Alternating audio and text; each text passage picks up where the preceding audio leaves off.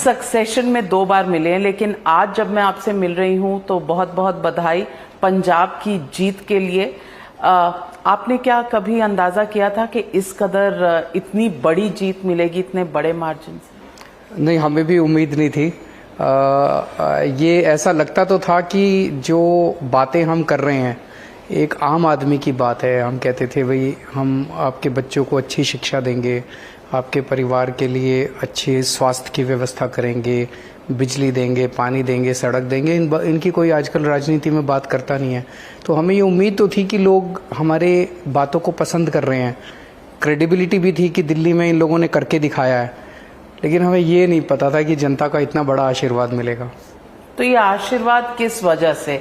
क्योंकि बहुत से लोग कहते हैं कि आपने बहुत से प्रॉमिसेस किए, फ्रीबीज के वादे किए पंजाब के लोगों से, और कांटों भरा ताज है पंजाब का, क्योंकि तकरीबन 3 लाख करोड़ का डेट है पंजाब के ऊपर। और बस मुख्यमंत्री बनने के बाद मान साहब सीधा प्रधानमंत्री के पास गए 1 लाख करोड़ के पैकेज के लिए।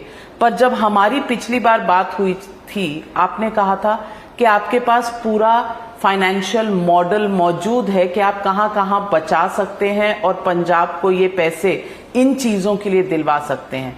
तो क्यों सेंटर की जरूरत है? नहीं, सबसे लेंगे। सेंटर का मतलब कोई सेंटर कोई हमारा ही है, सेंटर भी हमारे ही है, प्रधानमंत्री भी हमारा ही है, केंद्र सरकार का जो पैसा है वो भी हमारा ही है। तो सब जगह से मदद लेंगे, सब जगह से मदद लेके पंजाब का विकास करेंगे। जो आप फ्री भी कह रहे हैं, कल दिल्ली का बजट प्रस्तुत हुआ, मोटे मोटे तौर पे उस बजट को देखा जाए तो वो 2 चीज़ें करता है।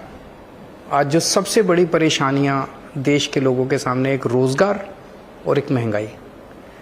तो ये महंगाई जो है, आज दिल्ली में लोगों की बिजली फ्री है, दिल्ली में लोगों को अच्छे स्कूल बन गए, बहुत शानदार सरकारी स्कूल बन गए।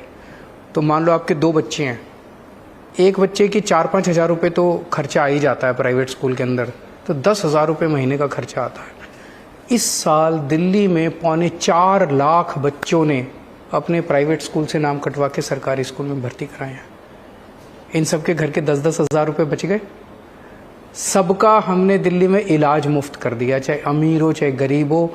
सरकारी अस्पतालों में शानदार इलाज कर दिया और सबका इलाज मुफ्त कर दिया। बड़ी से बड़ी बीमारी भी है, कितना भी दवाइयाँ, टेस्ट, सब वो पैसा बच गया। बिजली का पैसा बच गया, शिक्षा का पैसा बच गया, पानी फ्री किया हुआ पानी का पैसा बच गया, और महिलाओं के लिए जो ट्रैवल है वो फ्री। तो 5 चीज़ें जो की हैं दिल्ली में, इससे लोगों की ज़िंदगियों में थोड़ी सी सहूलियत आई है। इतने महंगाई के ज़माने में अगर हमने ये 5 चीज़ें लोगों को फ्री कर दी, इसको फ्री भी नहीं बोलते, इसको एक सेंसिटिव सरकार बोलते हैं, एक सरकार जो लोगों के प्रति सेंसिटिव है। अब पंजाब की आप बात करें, पंजाब में हमारी सरकार बनी 15 दिन भी नहीं हुए अभी सरकार बने हुए। 16 तारीख को शपथ ली थी, आज 25, 26, 27 तारीख है, 10 दिन हुए हैं। 10 दिन में भगवंत मान ने जो जो ऐलान किए हैं और जो जो निर्णय किए हैं, ऐसा माहौल पूरे पंजाब के अंदर अभी बना हुआ है जी, आज तक हमने कभी ऐसी सरकार नहीं देखी।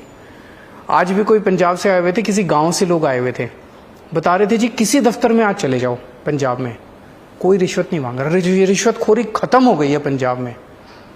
मैं ये नहीं कह रहा कम हो गई है, खत्म हो गई है रिश्वतखोरी पंजाब में। बहुत बड़ी बात है। उसने भी आते ही 25,000 नौकरियों का मान साहब ने ऐलान किया था। हम लोग जनता से जुड़े हुए हैं, ईमानदार हैं और देश के लिए काम करते हैं। अरविंद केजरीवाल जी, आप सोशल मीडिया देखते हैं? हाँ जी। ट्विटर देखते हैं, इंस्टाग्राम देखते हैं।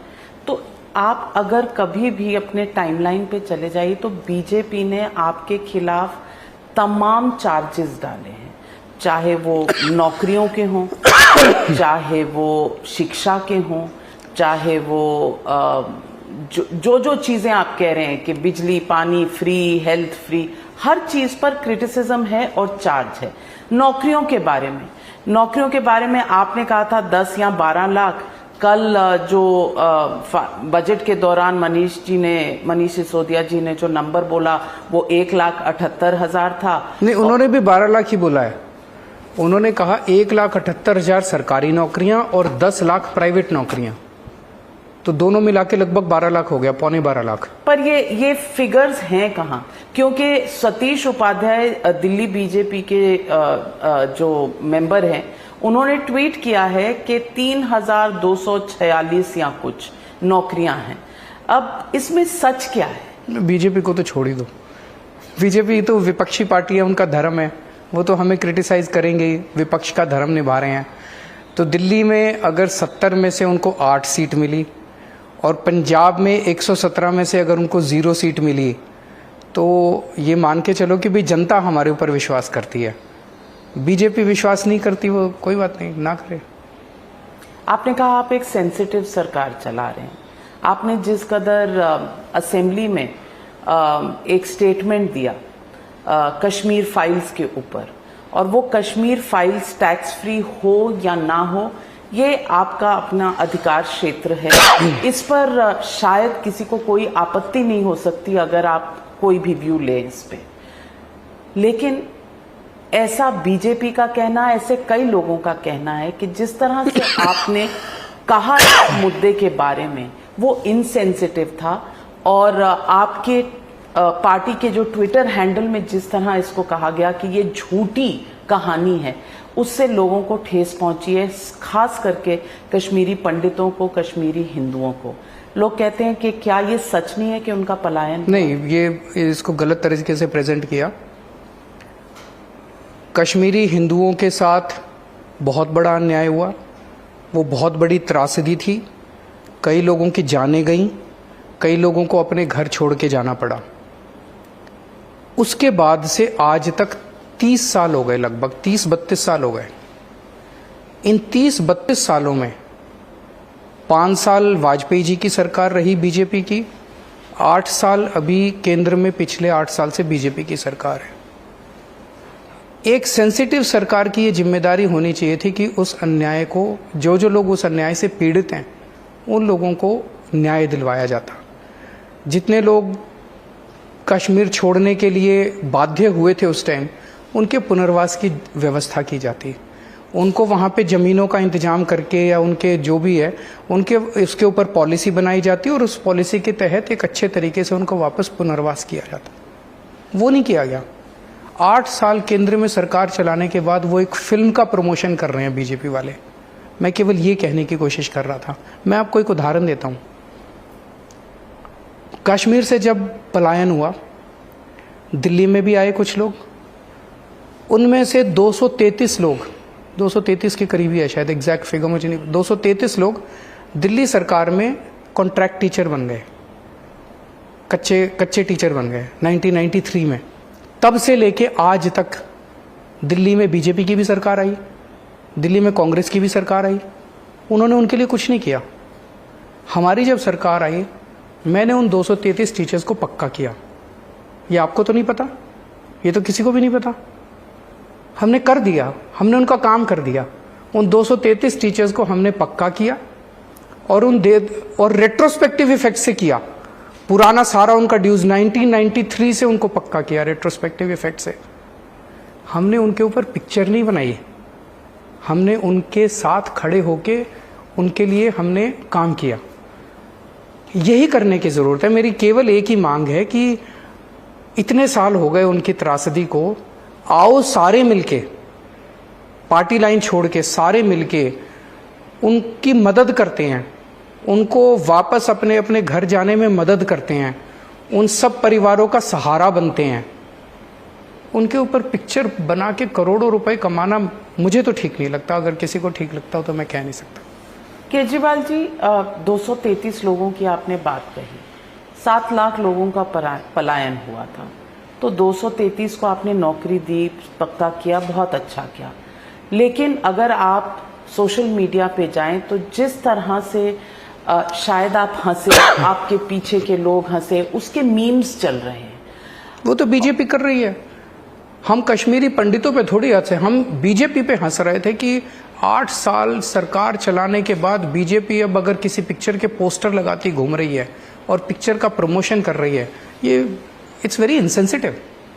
वो इनसेंसिटिव नहीं है, इट्स वेरी इनसेंसिटिव। 8 साल के बाद मतलब चलो भूल जाओ पुराना जो हुआ, आज से क्या हम सब लोग मिलके एक संकल्प ले सकते हैं कि हम इनके लिए काम करेंगे? हम केंद्र सरकार के साथ मिलके इस पे काम करने को तैयार हैं। क्या हम सारे मिलके संकल्प ले सकते हैं? इस पे राजनीति करना बंद कर दिया जाए, अब कोई राजनीति ना करे। मैं सिर्फ इसलिए ये मुद्दा उठा रही हूँ क्योंकि आप टैक्स फ्री करें या ना करें या आपके अधिकार क्षेत्र में, लेकिन लोग कंपैरिजन कर रहे हैं कि आपने सांड की आंख टैक्स फ्री कर दी, आपने नील बटे सन्नाटा टैक्स फ्री कर दी, आपने बीजेपी के लिए कश्मीर फाइल्स इंपॉर्टेंट हो सकती है, मेरे लिए कश्मीरी पंडित इंपॉर्टेंट है। ये क्या कंपैरिजंस हैं जो बीजेपी कर रही है? मीम्स बना रही है, वीडियो बना रही है, यही तो राजनीति है। किसी की त्रासदी के ऊपर अगर आप इतनी गंदी राजनीति कर रहे हैं, आप उनकी फिल्म बना के करोड़ों रुपए कमा रहे हैं, ये अच्छी बात नहीं है। मैं तो इसके से सहमत नहीं हूँ।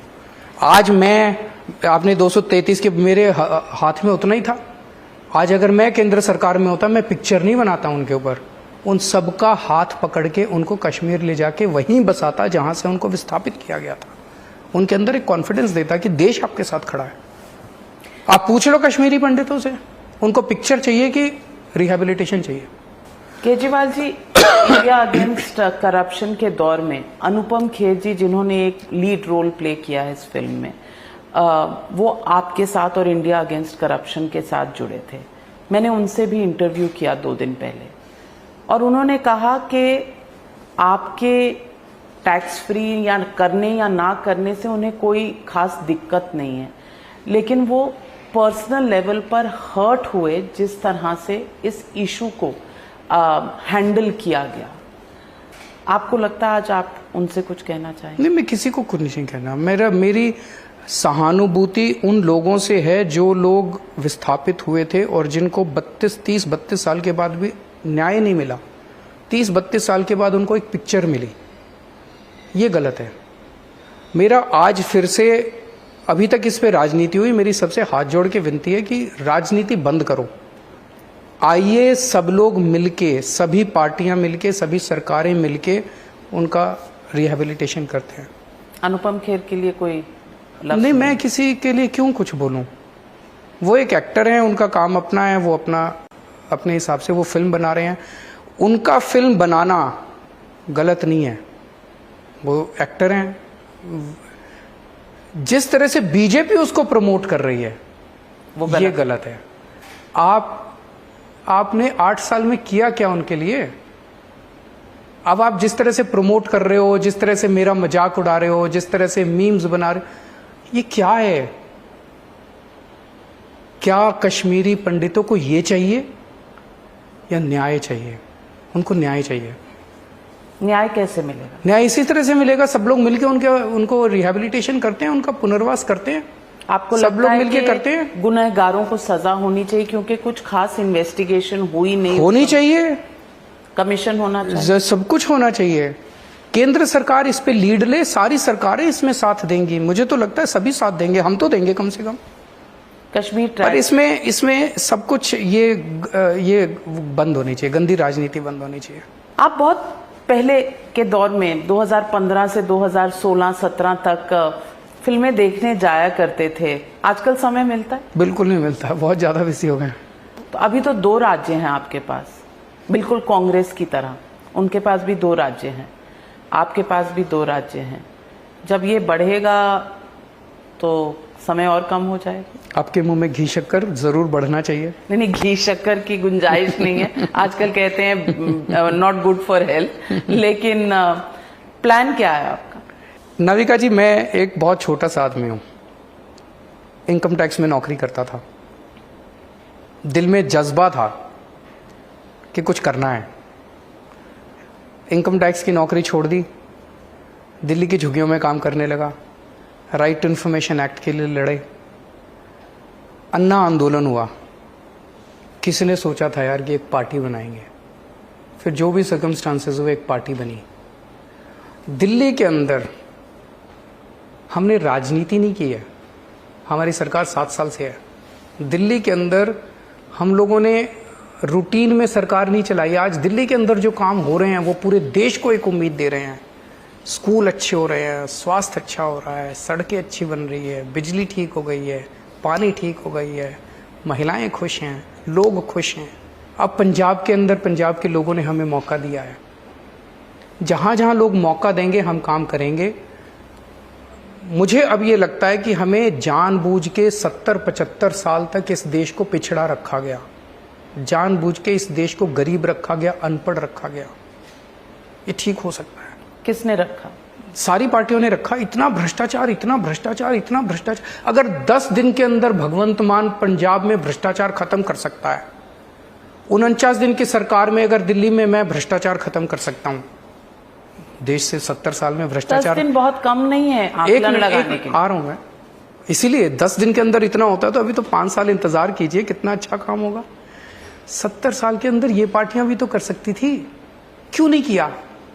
नीयत की बात है। नीचे से जो पैसा चलता है वो ऊपर तक जाता है, महीना, हफ्ता, डेली की कलेक्शन। हम वो पैसा लेते नहीं है, हमारी नीयत साफ है। तो अभी मेरे को कल पता चला कि पंजाब में कई सारे तहसीलदार जो हैं उनकी मीटिंग हुई है। उन्होंने कहा भाई अब ऊपर देना बंद, अब ऊपर देने की जरूरत नहीं है, और हम भी हमारा भी लेना बंद, कोई नहीं लेगा अब। बड़ी बात है, ये बड़ा बदलाव, ये बहुत बड़ा क्रांतिकारी बदलाव है जिसको हम समझ नहीं पा रहे हैं, लेकिन जनता महसूस कर रही है। आपकी आम आदमी पार्टी है, आम आदमी की सरकार है, लेकिन 92 सीट जो आपकी आई हैं उसमें 63 ऐसे लोग हैं जो करोड़पति हैं। तो ये कैसे आम आदमी है? करोड़पति आम आदमी नहीं हो सकता। नहीं, 92 में से 63 तो करोड़पति हैं, ईमानदारी से कमाया, गलत पैसा नहीं कमाया, ईमानदारी से जो पैसा कमाता है। तो आजकल करोड़पति भी आम आदमी है। मैंने तो मेरा पहला भाषण उठा के देखो, सबसे पहला भाषण जो मैंने असेंबली में दिया था जब हमारी 49 दिन की सरकार बनी थी, उस टाइम मैंने कहा था कि कुछ लोग कह रहे हैं कि ये आम आदमी क्या है? आम आदमी वो है जो इस देश के अंदर ईमानदारी से पैसा कमाता है और देश के अंदर भ्रष्टाचार नहीं करता और चाहता है कि ये देश प्रगति करे, वो आम आदमी है। उसके पास पैसा है, उसके पास पैसा नहीं है, ये इम्पोर्टेंट नहीं है।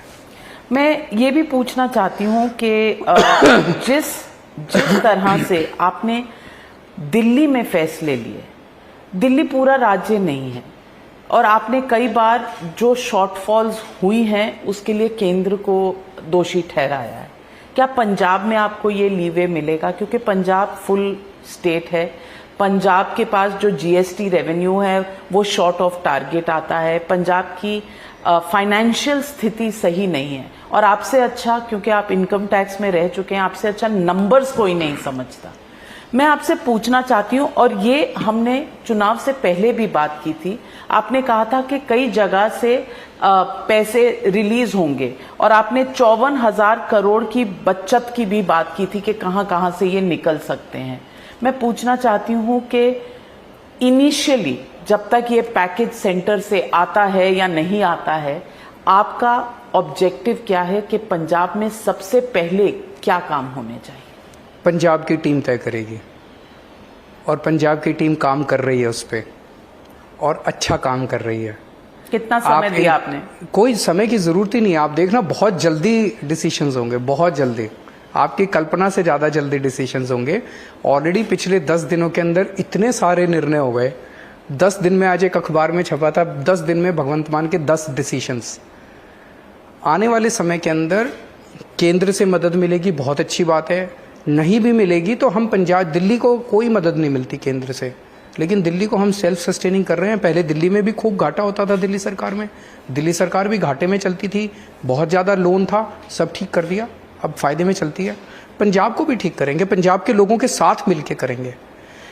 एक बड़ी बात पिछले 10 दिन में ये हुई है दैट देयर इज बहुत जबरदस्त पंजाब, जो कि उम्मीद खो चुका था, चारों तरफ माहौल में डिप्रेशन था।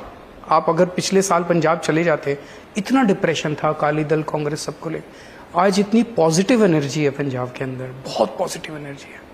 जनता साथ आना चाहती है, जनता पंजाब को आगे ले जाना चाहती है, पंजाब के जितने एनआरआईज हैं वो कंट्रीब्यूट करना चाहते हैं, सारा पंजाब मिलके आज आगे बढ़ना चाहता है।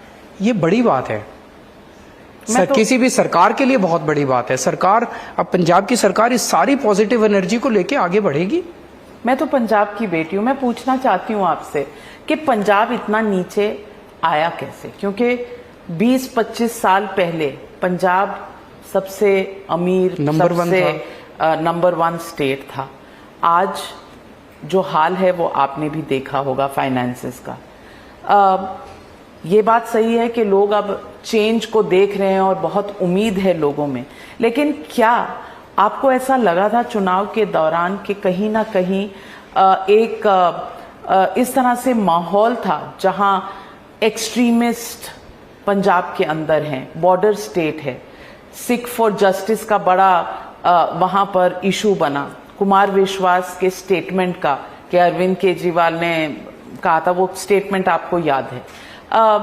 आपको लगा था कि इन सब चीजों का असर हो सकता है चुनाव पे, या ये सिर्फ चुनाव पर असर डालने के लिए ही की गई थी? पंजाब की जनता बहुत इंटेलिजेंट है, उन्हें सब देख लिया कि सच कहाँ खड़ा है और कि किस तरह से एक अच्छी नीयत वाले ईमानदार लोगों को किस तरह से टारगेट किया जा रहा है।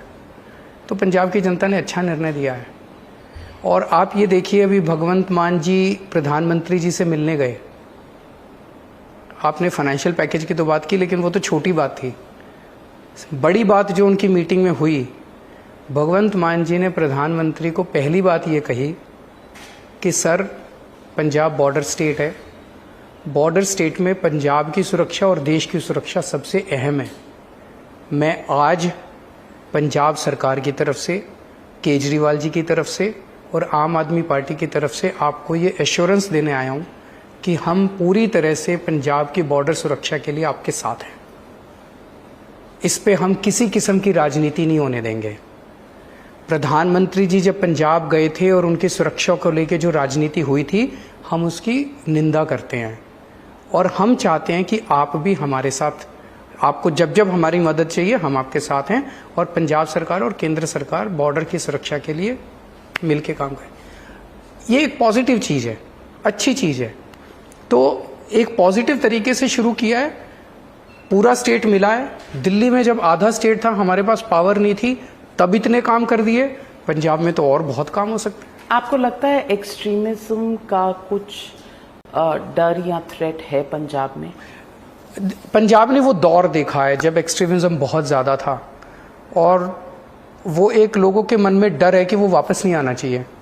सो इधर उधर कभी कभी कुछ एलिमेंट्स हैं जो अपनी वो उठाते हैं, तो उसको सबको डील किया जाएगा, कानूनी तरीके से उनको डील किया जाएगा, लेकिन किसी भी हालत में पंजाब की सुरक्षा, पंजाब की शांति को भंग नहीं होने दिया जाएगा। सो यू थिंक कि है प्रॉब्लम कहीं कहीं है? देखिए, अगर आपकी सरकार ठीक नहीं है, अच्छी नहीं है, तो किसी भी एरिया के अंदर, देश के किसी भी एरिया के अंदर गलत ताकतें तो होती हैं, वो अपना गर्दन सर उठाने लग जाती हैं। पर अब पंजाब में अच्छी सरकार है, ईमानदार सरकार है, सख्त सरकार है, तो उसको कंट्रोल करेंगे अगर कुछ भी होता है तो। मैं आपसे पूछना चाहती हूँ, हाल के दौर में आप लोग कहते हैं कि अरविंद केजरीवाल को एमसीडी बिल पर बहुत गुस्सा आया हुआ और आपने एक चैलेंज भी किया था कि ये बीजेपी ने जो बिल शामिल किया है इस वक्त पार्लियामेंट में, ये सिर्फ इस वजह से किया है कि चुनाव, एमसीडी के चुनाव जो हैं वो पोस्टपोन हो चुके हैं। मैं आपसे पूछना चाहती हूँ कि आप इस फैसले के इतने खिलाफ क्यों हैं? बिल छोटी चीज़ है, बिल आते रहते हैं जाते रहते हैं। सरकारें छोटी चीज़ है, पार्टियां छोटी चीज़ है, इंडिविजुअल्स छोटी चीज़ है। देश बड़ा है। देश के संविधान के साथ, देश के जनतंत्र के साथ खिलवाड़ नहीं होना चाहिए किसी भी हालत में। सबसे इम्पोर्टेंट हमारे देश में क्या है? डेमोक्रेसी, जनतंत्र। हमारे स्वतंत्रता सेनानियों ने अपनी जान की बाजी लगा लगा के देश को आज़ाद कराया, एक संविधान लिखा, संविधान में लिखा एक जनतंत्र होगा, जनतंत्र में जनता सरकार चुनेगी, जनता की जो सरकार होगी वो जनता वोट डालेगी और फिर सरकार बने। 5 साल के बाद अभी चुनाव होने थे दिल्ली में एमसीडी के। बीजेपी के हिसाब से भी अब उनके सर्वे में कंप्लीट वाइप आउट हो रही थी बीजेपी, सबको पता है, मतलब इसमें कोई दो राय नहीं है। तो बीजेपी ने तय किया कि चुनाव ही नहीं कराएंगे, उसके लिए बिल लाया गया। ये गलत है, अगर आपने बिल लाना था, तीनों एमसीडी को इकट्ठा करना था, साल भर पहले कर लेते, 2 साल पहले कर लेते। चुनाव के पहले 9 मार्च को शाम को 5 बजे इलेक्शन कमिश्नर दिल्ली के चुनाव की डेट्स अनाउंस करने वाले थे। उसके 1 घंटा पहले 4 बजे प्रधानमंत्री दफ्तर से एक चिट्ठी जाती है उनको कि चुनाव मत कराओ, हम तीनों एमसीडी एक साथ कर रहे हैं। आपके पास चिट्ठी है? नहीं, वो तो मीडिया में सारा आया था, सारे मीडिया में था कि 1 घंटा पहले 4 बजे चिट्ठी है। सारे पत्रकार 5 बजे पहुंचे ना वहाँ पे। उन्होंने इलेक्शन कमिश्नर ने खुद बोला कि भाई अभी 4 बजे मेरे पास चिट्ठी आई है, वो कह रहे हैं कि चुनाव मत कराओ, हम तो वो कह मैं चुनाव नहीं करा रहा। ये गलत है। चुनाव अगर आप नहीं करा रहे, केजरीवाल इंपॉर्टेंट नहीं है, कल केजरीवाल नहीं होगा। मोदी जी इंपॉर्टेंट नहीं है, कल मोदी जी नहीं होंगे। आम आदमी पार्टी इंपॉर्टेंट नहीं है, हमारी हार हमारी जीत छोटी चीज़ है। बीजेपी इंपॉर्टेंट नहीं है, देश इंपॉर्टेंट है। देश के संस्थानों के साथ और देश के प्रोसीजर्स के साथ खिलवाड़ नहीं होना चाहिए। मैं इसके खिलाफ हूँ। चुनाव कराओ ना।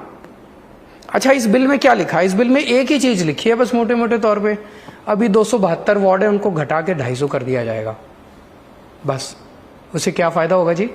272 वार्ड को घटा के 250 कर दिया जाएगा। इसका एक ही वो है कि 272 को घटा के 250 करोगे तो डिलिमिटेशन करनी पड़ेगी। डिलिमिटेशन में 1 साल लगेगा, तो चुनाव 1 साल टल गए। इस पूरे बिल का एक ही मकसद है, चुनाव टालना। तो आपको लगता है कि जो एमसीडी के 3 भाग हुए थे, साउथ, नॉर्थ और ईस्ट, नॉर्थ और ईस्ट में प्रॉब्लम है रेवेन्यू की, और अगर सबको जोड़ा जाए तो शायद फाइनेंशियल सिचुएशन बेटर होगी। कर लो, 272 के 272 वार्ड रखते, बिल पास कर देते, भाई तीनों इकट्ठे हो गए और चुनाव अगले महीने उन 272 वार्ड में करा लेते। उससे आपको परेशानी नहीं? कोई परेशानी नहीं है। इशू ये थोड़ी था अगर इनको यूनिफिकेशन करना था तो पिछले साल कर लेते, चुनाव होने के बाद कर लेते। जब हमारा बन जाता या किसी का भी बन जाता, जो भी जीतता, तीनों एमसीडी एक साथ करने थे। पहले तीनों एमसीडी में एक साथ तो 272 वार्ड होते थे, अब डिस्ट्रीब्यूट हो गए। पहले सारे 272 काउंसलर एक असेंबली में बैठते थे, अब वो 3 असेंबली में बैठने लग गए। आप इनको तीनों को एक साथ करना चाहते हो, कर लो तीनों को एक साथ। चुनाव का इससे कोई लेना देना ही नहीं था। इशू ये था कि वो उनको डिलिमिटेशन का बहाना बना के चुनाव टालने थे। आप ये इतनी कॉन्फिडेंस से कैसे कहते हैं? लॉजिकल है, आईआईटी लॉजिक। आपका भी लॉजिक है, आप भी समझ रही हैं। तो आपको लगता है कि आप एक चुनाव जीत गए पंजाब का, तो उससे बीजेपी इतनी घबरा गई कि अब इस तरह के पैंतरे इस्तेमाल कर रही है? नहीं, मेरे से क्यों घबरा गई यार, मैं तो छोटा सा आदमी हूँ। बीजेपी मेरे से कहाँ घबराएगी? बीजेपी दुनिया की सबसे बड़ी पार्टी है, मेरे से क्यों घबराएगी? पर दिल्ली के अंदर 15 साल में उन्होंने जितना भ्रष्टाचार किया, बीजेपी ने जितना बेड़ा गर्क कर दिया एमसीडी का, पहाड़ बन गए कूड़े के। दिल्ली के अंदर 3 बड़े बड़े पहाड़ हैं, सड़कों पे जाओ गंदगी गंदगी है चारों तरफ। दुख होता है मुझे। जनता उसके खिलाफ अपना गुस्सा जाहिर करना चाहती थी इन चुनाव में, तो बीजेपी मेरे से नहीं डरती, बीजेपी जनता से डरती है। पर यह भी तो है कि आपके बीच में और सेंटर के बीच में इश्यूज को रिजॉल्व करने के लिए सहयोग नहीं हो पा रहा। कैसे बताओ, कैसे करूं? उन्होंने मेरा door step delivery of ration बंद कर दिया। उन्होंने हमारे स्कूल बनाते हैं, स्कूल में तंग करते हैं। हम अस्पताल बनाते हैं, टीचर्स नहीं है। बहुत लोग कहते हैं कि टीचर्स की भर्ती नहीं है, और आप हमने गेस्ट टीचर्स लगाए। गेस्ट टीचर्स को पक्का करने का असेंबली में बिल पास किया, उन्होंने वो बिल रोक दिया क्योंकि हमारी सारी चीजें सेंटर में जाती हैं। आप ये बता दो कि हम क्या करें उनको खुश करने के लिए, उनको वो करने के लिए हम क्या करें? बताओ। दिल्ली के लिए मैं किसी के भी पैरों में पड़ने को तैयार हूँ। मुझे तो ये लगता है कि डायलॉग हमेशा यही कहा जाता है। कैसे डायलॉग करें, किससे करें? आपकी टीवी चैनल पे डायलॉग करने को तैयार हैं, आ जाओ। आप कह रहे हैं कि आप अपॉइंटमेंट मांगते हैं, तो आपको अपॉइंटमेंट मिलता है, काम नहीं होते। कौन नहीं करता आपके काम? भाई जो भी हमारे मुद्दे अटके पड़े हैं वहाँ पे, जो भी होते हैं वो काम नहीं होते, आगे बढ़ती नहीं। एनीवे, उसको छोड़ो, वो कर लेंगे। सारी मुसीबतों के बावजूद, सारी अड़चनों के बावजूद आज दिल्ली में इतना शानदार काम हुआ है, उसको देख के पंजाब के लोगों ने वोट दिया और उसकी चर्चा पूरे देश में हो रही है। अभी गुजरात से बहुत लोग आए हुए थे मेरे पास, वो लोग बता रहे थे कि वो स्कूल देख के आए आज दिल्ली के। वो कह रहे थे जी इतने शानदार सरकारी स्कूल हमने अपनी जिंदगी में कभी नहीं देखे। मैं आपसे फिर से पूछना चाहती हूँ, आपने आपने जरूर कहा कि दिल्ली में बहुत काम हुआ है और the proof of the pudding is in its eating. आप इलेक्शन जीत रहे हैं और इतने भारी मार्जिन से जीत रहे हैं, तो इस बात को कोई कॉन्टेस्ट नहीं करेगा। लेकिन फिर भी एक क्रिटिसिज्म उठता है कि ये जो शराब के ठेके कह दीजिए या शॉप्स कह दीजिए, ये बहुत न्यू एक्साइज पॉलिसी के तहत बहुत सारी ऐसी खुल गई हैं कि हर गली हर नुक्कड़ पर वाइन बियर शॉप नजर आ रही है। कितनी है? आप तो पत्रकार हैं, आपने तो ढूंढा होगा। कई हजारों हैं। पहले दिल्ली में 850 थी टोटल पूरी दिल्ली में, अब 550 हैं। 550 तो नहीं लगती, 550 हैं बिकॉज हर जगह हर लोकेलिटी में अब नजर आती है। उसका एक कारण ये है, मैं बता देता हूँ। पहले दिल्ली के अंदर बहुत सारे, पहले क्या था कि एक ही गली में 3 शॉप थे और बहुत सारे एरियाज ऐसे थे जहाँ पे एक भी शॉप नहीं थी, वहाँ पे इलीगल दारू बिकती थी। हमने इसका यूनिफॉर्म डिस्ट्रीब्यूशन कर दिया है, बस इतना किया है। हमने कहा कि कोई भी ड्राई एरिया नहीं होगा जहाँ पे इलीगल दारू, भगवान ने बचा लिया कि इलिसिट दारू नहीं थी, नकली दारू नहीं बिकी अभी तक। इलीगल थी, मतलब टैक्स की चोरी होती थी, वो इलीगल दारू बिकती थी बहुत ज़्यादा दिल्ली के अंदर। हमने उसको यूनिफॉर्म कर दिया। टोटल दारू की दुकानें इस नई एक्साइज पॉलिसी के बाद कम हुई हैं, बढ़ी नहीं है। अरविंद केजरीवाल जी, आपने अभी हाल ही के चुनाव में उत्तराखंड में भी चुनाव लड़े, गोवा में भी लड़े और उत्तर प्रदेश में भी लड़े। उत्तराखंड में कोटियाल जी आपके चीफ मिनिस्टीरियल कैंडिडेट थे, चुनाव हारे ही नहीं, नंबर 3 पर थे। गोवा में आपने 2 सीटें जरूर जीती, तृणमूल के खिलाफ आप लड़े, लेकिन बहुत बड़ा सक्सेस नहीं मिला वहां पर भी और आपके चीफ मिनिस्टीरियल कैंडिडेट वहां पर भी चुनाव हार गए। उत्तर प्रदेश में एक भी सीट नहीं आई 403 में से। 0.38% आपका वोट शेयर था। कई जगह पे जमानत भी जब्त हो गई। मैं पूछना चाहती हूं कि जब आप पॉलिटिकल फ्यूचर की बात करते हैं आम आदमी पार्टी की, तो आपको लगता है कि आप जिस तरह से पंजाब में और दिल्ली में कांग्रेस के ऑल्टरनेटिव बन गए हैं, उस तरह से बाकी राज्यों में इतना शायद आसान ना हो? मेरे लिए सत्ता पाना, येन केन प्रकारेन सत्ता हथियाना, ये मेरे लिए इम्पोर्टेंट नहीं है। जैसा मैंने अभी कहा, मेरे लिए देश इम्पोर्टेंट है। मामूली सा आदमी था मैं, पार्टी बनी, हमें जनता ने मौका दिया, हमने काम करना शुरू किया। हमें भी उम्मीद नहीं थी कि इतनी जल्दी नतीजे आ जाएंगे। 10 साल के अंदर, 10 साल हुए हैं पार्टी को बने हुए, 2012 में बनी थी। 10 साल के अंदर 2 राज्य के लोगों ने, दिल्ली ने और पंजाब के लोगों ने हमें मौका दिया। हमने वहाँ काम करना शुरू किया है। जहाँ जहाँ लोग हमें मौका देंगे हम काम करेंगे, जहाँ लोग मौका नहीं देंगे ना सही। नहीं, आपके कहते हैं, very modest of you to say that, लेकिन हर अब तो आप पॉलिटिकल पार्टी हैं, आप एक रिकग्नाइज्ड पार्टी हैं, आपका एक सिंबल है, आप चुनाव में भागीदार हैं। मैं ये पूछना चाहती हूँ कि इट इज लेजिटिमेट, इसको इलेजिटिमेट कोई नहीं समझता कि अगर कोई पॉलिटिकल पार्टी अपना फुटप्रिंट एक्सपैंड करना चाहता है, क्योंकि आप अपना काम तभी दिखा पाएंगे जब आप चुनाव जीतेंगे। तो मैं ये एक्सपेंशन ऑफ फुटप्रिंट के लिए आप क्या समझते हैं कि आपने ऑलरेडी कैप्चर करी है वो पोजीशन जहां कांग्रेस एक बीजेपी की ऑल्टरनेटिव थी, अब शायद वो खड़ी नहीं हो पा रही है। अब लोग देख रहे हैं कि अरविंद केजरीवाल और आम आदमी पार्टी वो जगह ले सकती है। मैं यहाँ ना तो कांग्रेस को हराने आया हूँ, ना मैं यहाँ बीजेपी को हराने आया हूँ। मेरे सामने केवल और केवल देश है और उसी के लिए काम कर रहा हूँ मैं। जहाँ या तो ये पार्टियाँ कर लें काम, जहाँ जहाँ ये पार्टियाँ करेंगी अच्छी बात है, भ्रष्टाचार खत्म करें, ईमानदार सरकार चलाएं जैसे हम लोग चला रहे हैं, स्कूल अच्छे करें, अस्पताल अच्छे करें, देश को आगे लेके जाएं। और या फिर हम कोशिश करेंगे जहाँ जहाँ जनता मौका देगी फिर हम अपना काम करेंगे। तो आपको लगता है उत्तर प्रदेश, जहाँ से लोग कहते हैं कि अगर दिल्ली जाना हो तो उत्तर प्रदेश से सड़क निकलती है, हम तो दिल्ली में ही हैं। सॉरी, दिल्ली मतलब लोकसभा किस लिए जाना है?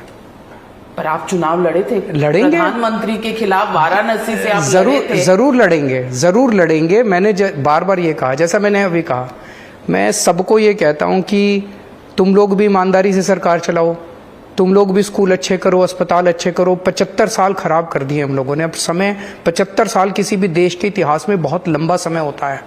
75 साल खराब हो गए, अब सुधर जाओ। अगर नहीं सुधरेंगे, बाकी पार्टियां नहीं सुधरेंगी, हम कोशिश करेंगे।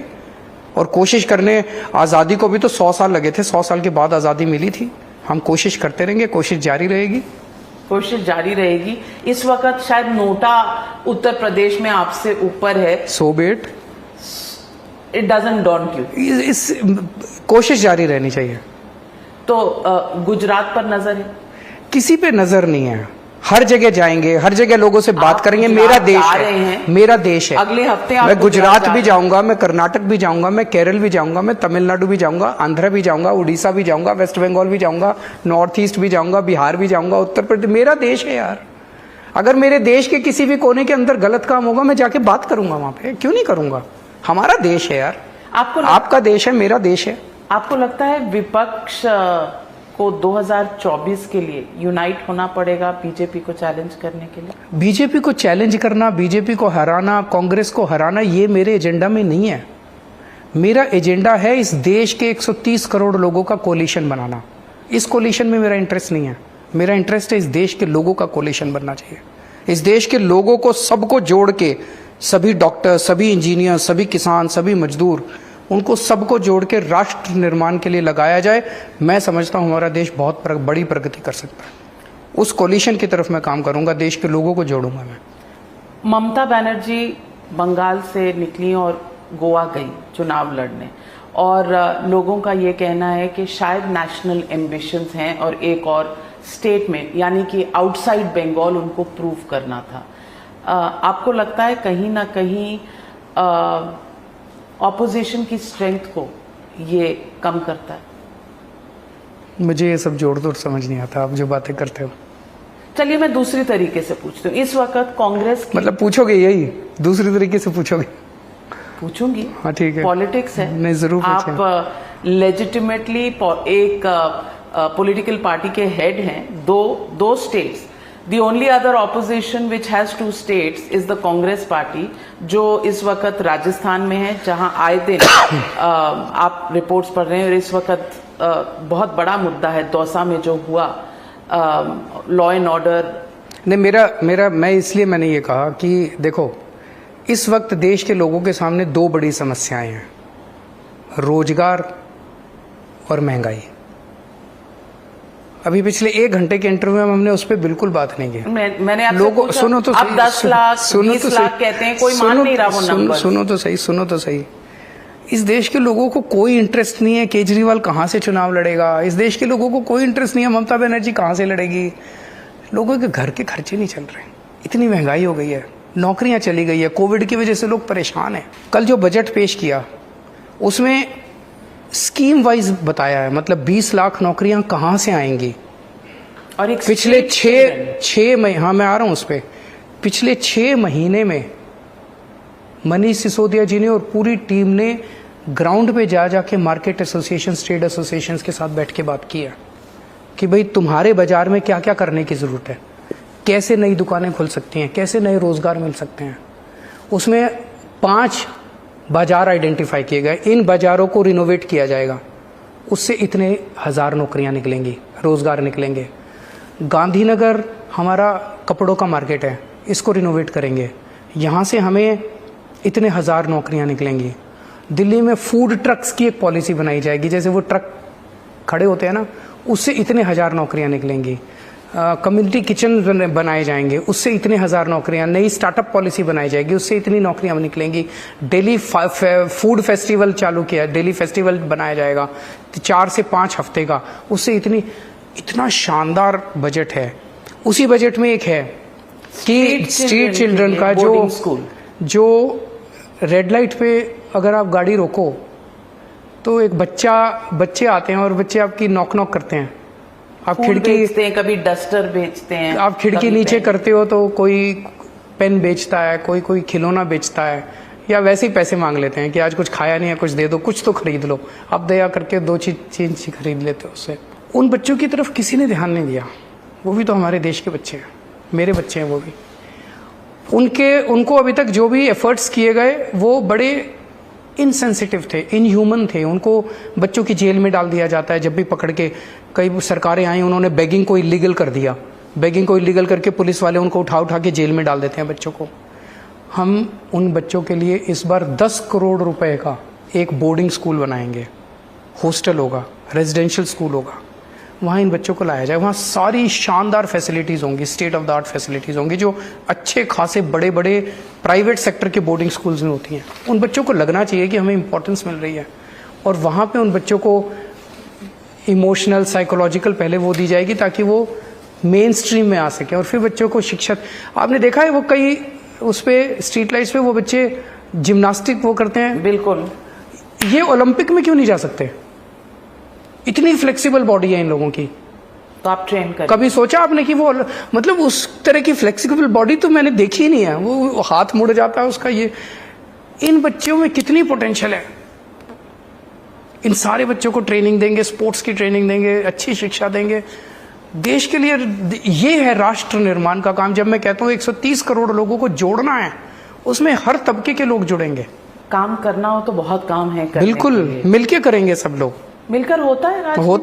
होता है। कब और हमने किया ना दिल्ली में जो आप स्कूल कह रहे मिलकर होता स्कूल ही में है, ठीक, आप आपकी बात मानते ही नहीं है। फिर भी मनवाई, रो के मनवाई, धो के मनवाई, पैर पकड़ के मनवाई, थोड़े बहुत धरने भी करने पड़े, मनवाई बात। आप धरने फिर कर सकते अगर दिल्ली के लोगों के लिए जरूरत पड़ेगी जरूर करेंगे। पहले करते थे, आजकल हाल ही में तो कुछ नहीं किया। जरूरत नहीं पड़ती।